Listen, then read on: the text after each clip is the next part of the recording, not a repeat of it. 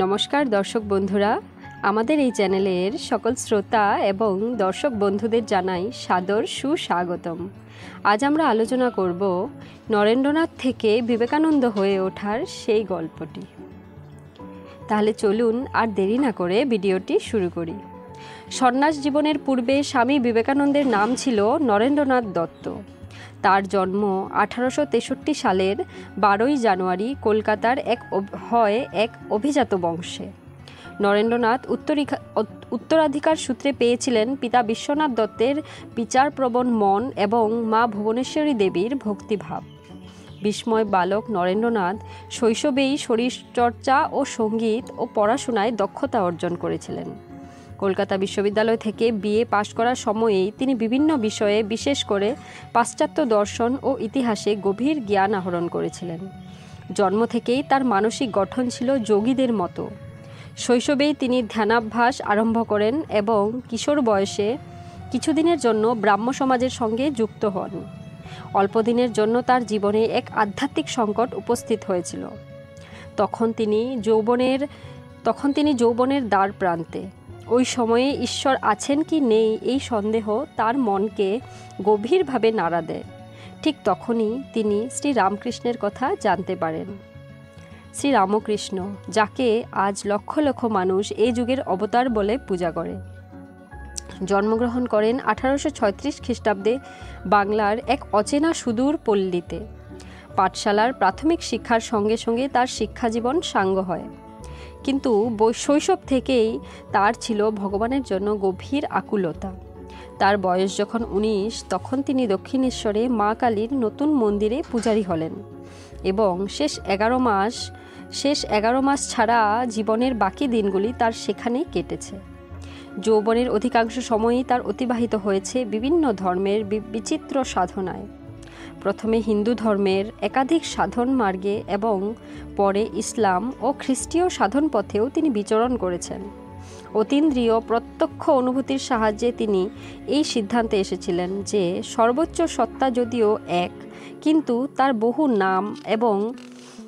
নাম এবং তাকে উপলব্ধি করার উপায়ও অসংখ্য, এবং এই অনুভূতি লাভ মানব জীবনের লক্ষ্য।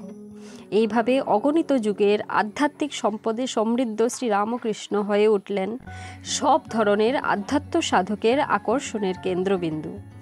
সে সময়ের বিশিষ্ট ধর্মীয় নেতারাও তার প্রতি আকৃষ্ট হয়েছিলেন। 1881 সালের খুব সম্ভবত ডিসেম্বর মাসের মাঝামাঝি নরেন্দ্রনাথ শ্রীরামকৃষ্ণের কাছে যান। যে প্রশ্ন তিনি এর আগে আরও অনেকের কাছে তুলেছেন। শ্রীরামকৃষ্ণের সাথে দেখা হবার প্রায় সঙ্গে সঙ্গে নরেন্দ্রনাথ তাকেও সেই প্রশ্ন করেন, আপনি কি ভগবানকে দেখেছেন? শ্রীরামকৃষ্ণের দ্বিধাহীন উত্তর, হ্যাঁ, আমি দেখেছি। তোমাকে যেরূপ দেখছি তাকেও সেরকম দেখি। শুধু তাই নয়, আরও স্পষ্টভাবে দেখতে পাই। এই অসাধারণ ঘটনার একটি প্রতীকী ব্যাখ্যা এরকম হতে পারে, অতীত বিশ্ব মুখোমুখি হয়েছেন আধুনিক পৃথিবীর, অথবা প্রাচ্য জগৎ কথা বলছেন পাশ্চাত্যের সঙ্গে। এর কারণ শ্রীরামকৃষ্ণ অতীত ভারতের প্রতিনিধি, যে ভারত তপস্যা, ধ্যানমগ্নতা ও বোধির আলোকে উজ্জ্বল। আর নরেন্দ্রনাথ নাস্তিকতা, যুক্তিবাদ ও কর্মপ্রবাহে উত্তাল আধুনিক বিশ্বের প্রতিভূ। প্রথম দর্শনেই শ্রীরামকৃষ্ণ নরেন্দ্রনাথের মধ্যে লুকিয়ে থাকা অসীম শক্তি ও সম্ভাবনার আঁচ পেয়েছিলেন। সেদিন থেকেই স্বার্থগন্ধহীন অকপট ভালোবাসা দিয়ে শ্রীরামকৃষ্ণ নরেন্দ্রের মন জয় করে নিলেন। মহাপুরুষদের বিচিত্র জীবনীতিহাসে এমন অলপ্রান্ত প্রেমের তুলনা খুঁজে পাওয়া যায় না। নরেন্দ্রনাথ মাঝে মাঝে দক্ষিণেশ্বরে যেতে শুরু করলেন, আর শ্রীরামকৃষ্ণের নির্দেশনায় আধ্যাত্ম রাজ্যের বিভিন্ন স্তর অতি দ্রুত অতিক্রম করতে লাগলেন। 1884 জুলাই মাসে হঠাৎ নরেন্দ্রনাথের পিতৃবিয়োগ হওয়ায় সমস্ত পরিবার নিদারুণ আর্থিক সংকটের মুখে পড়ল। রূঢ় বাস্তবের মুখোমুখি হয়ে নরেন্দ্রনাথের চোখ খুলে গেল। নীতিশাস্ত্রের মৌলিক জিজ্ঞাসা, বিশেষত অকল্যাণের প্রশ্ন তার মনে আলোড়ন তুলল। নরেন্দ্রনাথের এসব ভাগ্য বিপর্যয়কে ছায়ার মতো অনুসরণ করে এসে উপস্থিত হলো আরেকটি সংকট, শ্রীরামকৃষ্ণের অসুস্থতা, অর্থাৎ গলায় ক্যান্সার। তাকে তখন শহর কলকাতার উপকণ্ঠে কাশীপুরে একটি ভাড়া করা বাগান বাড়িতে নিয়ে আসা হলো। সেখানে তার সেবা শুশ্রূষায় নরেন্দ্রনাথ সহ শ্রীরামকৃষ্ণের যুবক শিষ্যরা সমবেত হলেন। আর গৃহস্থ শিষ্যরা আর্থিক সাহায্যের হাত বাড়িয়ে দিলেন। শ্রীরামকৃষ্ণ তরুণ তাপসদের হৃদয়ে বৈরাগ্যের আগুন জ্বালিয়ে দিলেন এবং পরস্পরের মধ্যে ভ্রাতৃপ্রেম উদ্বুদ্ধ করলেন। একদিন তিনি তাদের কয়েকজনের মধ্যে গেরুয়া কাপড় বিতরণ করলেন এবং খাবার ভিক্ষে করে বাইরে থেকে আনতে পাঠালেন। এভাবে শ্রীরামকৃষ্ণের ভাবী সন্ন্যাসী সঙ্গের ভ্রাতৃত্ববোধ দৃঢ় ভিত্তিতে স্থাপন করে তার শুদ্ধি বিধান করলেন। 1886 আগস্ট মাসে শ্রীরামকৃষ্ণের দেহরক্ষার কিছুদিন পরে এই যুবক শিষ্যদের 15 জন, কয়েক বছর পর আরেকজনও তাদের দলভুক্ত হলেন। নরেন্দ্রনাথের নেতৃত্বে বিরজা হোম ইত্যাদি করে সন্ন্যাসীর বাহ্য জীবন বরণ করলেন। সকলের নতুন নাম হলো। সবাই একসঙ্গে কলকাতার বরানগর অঞ্চলে একটি ভাঙা বাড়িতে বাস করতে আরম্ভ করলেন। বাড়িটির নাম হলো বরানগর মঠ।